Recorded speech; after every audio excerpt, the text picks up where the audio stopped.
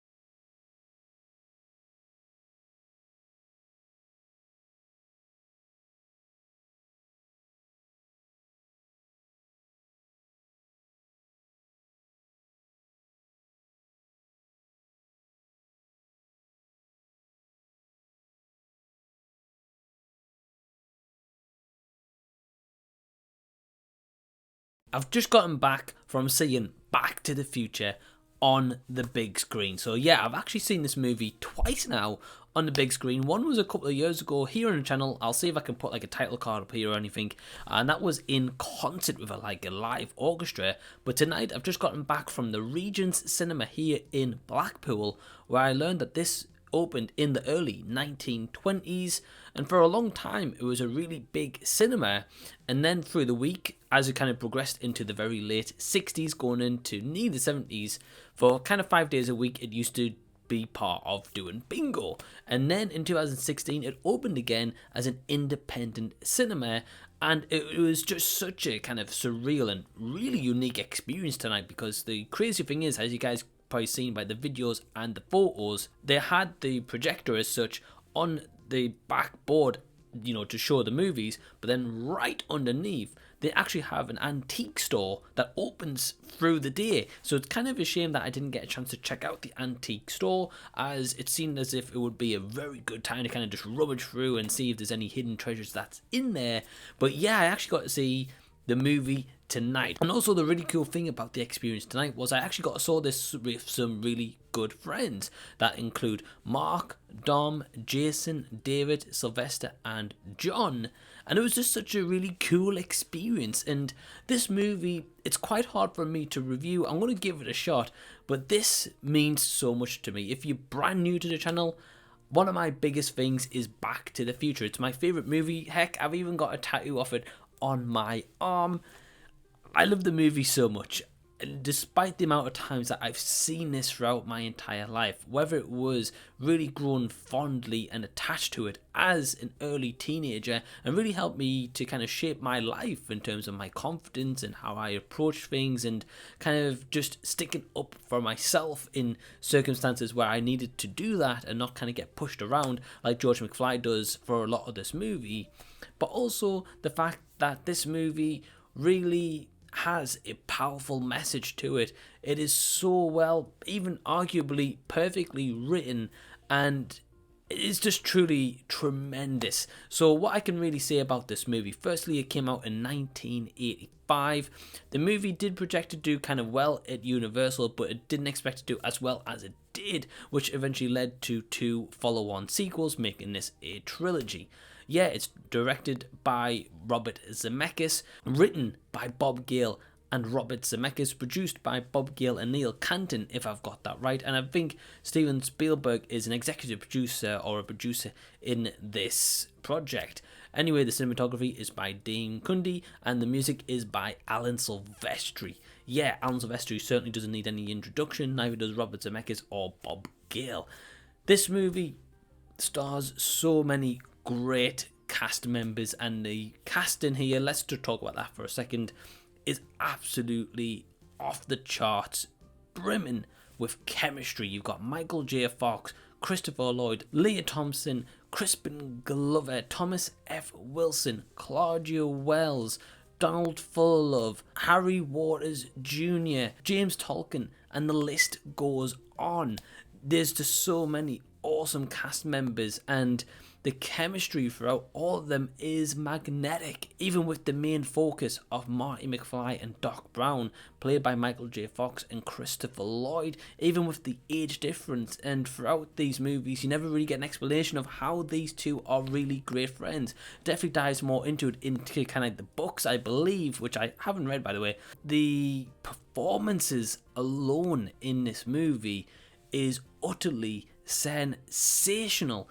Every character is believable, whether you like that character or whether you don't, because you've got such a lovable character of Marty McFly, played absolutely excellent by Michael J. Fox, and utter perfection, may I add, who you want to root for, who is such a likable character, who you can get behind pretty easily, and who is a role model for a lot of people, with myself included. But then you have, on the other hand, the likes of Thomas F. Wilson's character of Biff, who is the bully who you hate, who you detest this character so much, but his execution with the performance, because you hate him so much, he does a terrific job. He was given the assignment, and by gosh, he certainly got that assignment done. Yeah, you know, just again, like the opposite ends in this movie. But then if we go right into the middle of this, we've got a character of George McFly, played by the sensational Crispin Glover, who gives an utterly relatable and outstanding and overwhelming performance in this movie as a man who is being bullied all his life. He's essentially classed as like a loser, and he gets kind of like a dream girl as such, with Lorraine, played by Lea Thompson, and he has that kind of family life. But even with all of that, he is a nerd. He's pushed around still by Biff, even as an old man. Biff is now his supervisor at work.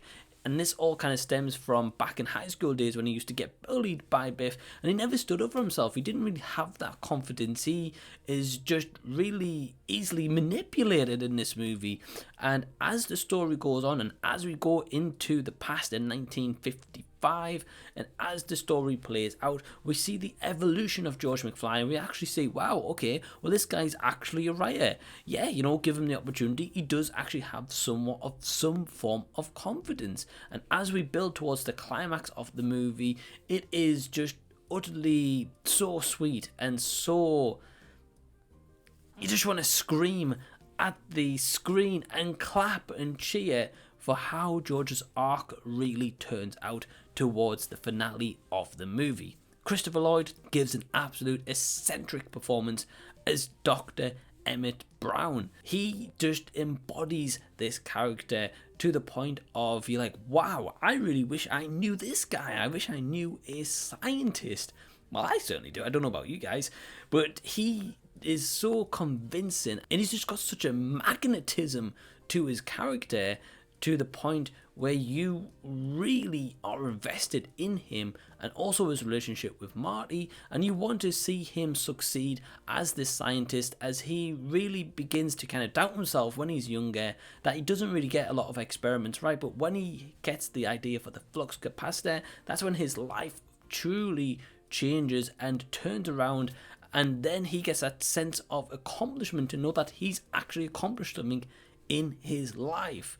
I could go on and on about the characters, but let's go a little bit into the messaging of this movie, which is all about bullying and highlighting what the effects of bullying can do to someone. We've got the effects of confidence and really feeling as if, you know, kind of to bring out the inner you that is kind of the best version of yourself. That's what this movie really embodies, and really such a strong message that is relayed multiple times throughout this movie. And towards the end, as we get to the end of the climax, it really just hits it all home when we hit the final credits, which goes into Huey Lewis back in time. When the line is said in the garden scene between George McFly and Marty McFly, if you put your mind to it, you can accomplish anything. And that is certainly a relatable goal. I can definitely say for myself, and possibly for you guys, even if it's to the kind of just the tiniest of things you want to accomplish in your life, or whether it is actually right. Let's get up to date and let's go do 30 minutes exercise, just as a pure example. That is doing something and accomplishing something that you maybe think, oh, well, actually, I didn't think I was going to do that today, or maybe I succeeded and exceeded my expectations. It is just resounding how this movie and how this idea, which came to Bob Gale when he saw his parents' yearbooks back all those years ago, how it still relates so much from 1985 up until this present time I'm recording this review of 2023. This movie is just pure magical, and it's got such a fun time travel way of exploring how it wants to present itself with the messages, with the characters, with everything that's going on in kind of the background, and really brings this movie to a wrap up right at the end. The time travel aspect is magical. The DeLorean is a fantastic and such an iconic vehicle to have chosen, and I'm really glad that they went with that and not a fridge, because that was in the original kind of pipeline. The music is so beautifully and masterfully done by Alan Silvestri. Even just the tune that's really building up a really kind of intense moment as we get towards the end and the finale, where you're like, oh wow, like are we going to get a happy ending here? Are we not going to get a happy ending?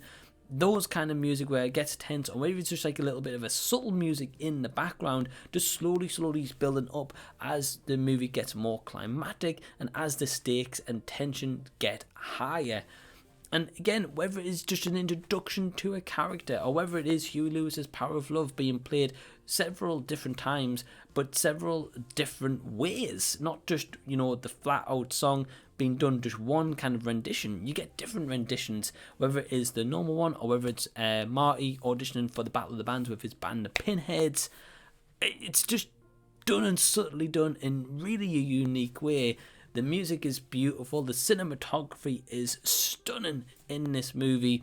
Whether it is a daytime or a nighttime shot, or whether it is the VFX as well here, I just can't really speak enough on this movie. You guys know it's my absolute favourite movie, but seeing it again tonight, I always notice whenever I watch Back to the Future, I always tend to pick up on something I've never seen before when I've checked out the movie, and I can safely say tonight that certainly happened. So I am actually thinking, as I'm making this video, if you would like to maybe see it, I'll leave a comment down below in the comment section.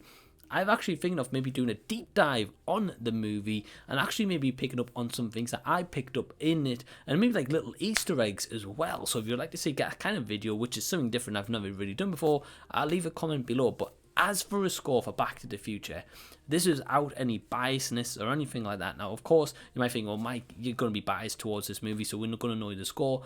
But if I take into account the amount of times I've seen this movie, the amount of times I own it, the amount of times I've actually rewatched this movie, to me, despite a couple of effects that's maybe aged a little bit, which is bound to happen, this is pretty much a perfect movie and perfectly written, and is about as damn good as you're gonna get. So my overall score for Back to the Future is a 5 out of 5 stars. So, have you seen the 1985 movie Back to the Future? Have you not seen it as of yet? Well, if you have, or if you haven't, leave any and all comments down below. Let me know if you agree with my score, or maybe you think, well, actually, no, it doesn't deserve that. Maybe it deserves a little bit lower. Whatever your thoughts are, leave them down below so we can continue discussion down there. If you've enjoyed this video and this episode of the Classic Movie Trip, give it a big thumbs up, and also subscribe to the channel by pressing the red button down below so I can see you again on a future video. If you're unaware, I do have a Patreon. There is a couple of levels that you can select, starting from £2 per month, going all the way to £5 a month currently, and they include a host of bunch of different perks, some really cool early access to videos. You can even request movies for me to watch and review on Patreon exclusive or onto my YouTube channel, and you get so much more perks, including merch that is coming very, very soon. So the link to my Patreon is down below in the description box. Go check it out. And I want to give a big, massive thank you to all my awesome Patreons on level 1 or 2 for supporting the channel. It really means a lot.